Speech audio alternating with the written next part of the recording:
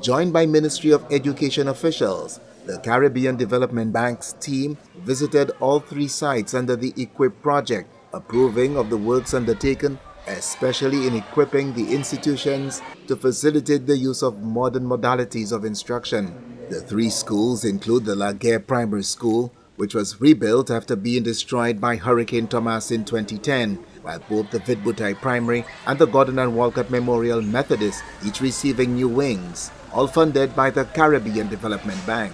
Social Sector Division Chief of the CDB, Martin Batiste, says the CDB is heartened that the learning environment of the students of the three schools have been improved as a result of the project, enhancing the quality of education provided. Improving the infrastructure is a key part of making sure we have quality teaching and learning taking place. So we came, we've seen the work that has been done, and we know that the stakeholders, the principals and teachers are in fact quite satisfied, and we're glad that the ministry was able to provide these facilities in response to addressing some of the gaps that we have in delivering high quality education. The idea, Mr. Batiste says, is for schools not just in Saint Lucia but the wider region to focus more on delivering 21st century education to a generation that has experienced more technological advancement than any generation before it. A lot has to do with not only improving the facilities, but also seeing how we can organize instruction so that it become more child-centered, and you can look at providing the environment where every child is given the opportunity to maximize his or her potential. So along with the facilities would come training and resources. And one of the areas that we are promoting across the region is about learning enhancement. How do we make sure that within the classroom there is differentiated instruction so that every child is able to have his or her learning needs met while the teacher organizes instruction with a group of students which he or she may have. Construction at the three sites commenced in June of 2021 at a total cost of 24 million East Caribbean dollars.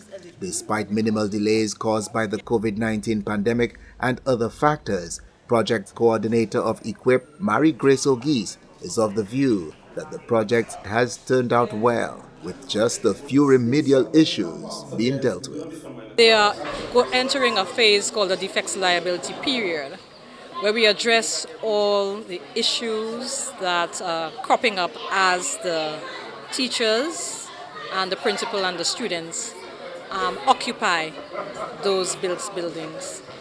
I think it's gone very well, and I think with a little vigilance we can get the contractors that still have some outstanding work to do on Vidbutai and Laguerre. We can get that particular contractor to complete his schedule of work.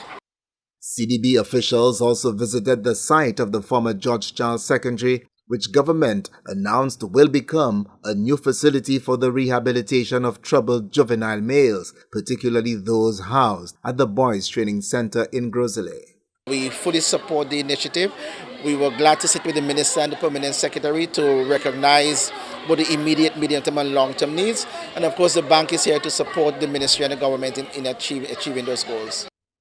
Government is currently in the throes of sourcing funding that will be used to engage in construction work to transform the current building located in Cul-de-sac to a juvenile center. Only a few weeks ago, Honorable Joachim Henry, Minister for Equity, Social Justice and Empowerment, recently visited the Grand Bacalet Juvenile Rehabilitation and Treatment Center in Grenada, which has implemented a comparable program that is regarded as the region's finest of its kind.